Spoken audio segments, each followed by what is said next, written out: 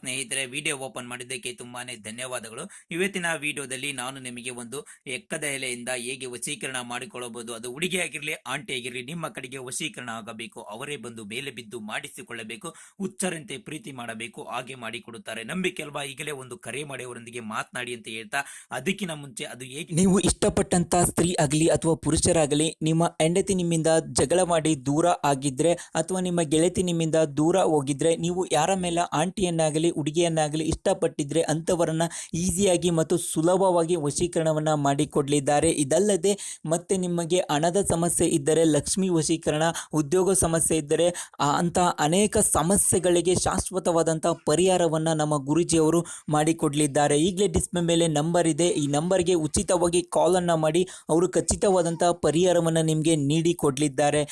ನೀವು ಎಷ್ಟೋ ಜ್ಯೋತಿಷ್ಯರಲ್ಲಿ ಹೋಗಿ ಹಣ ನೆಮ್ಮದಿಯನ್ನು ಕಳೆದುಕೊಂಡಿದ್ದರೆ ಚಿಂತಿಸಬೇಡಿ.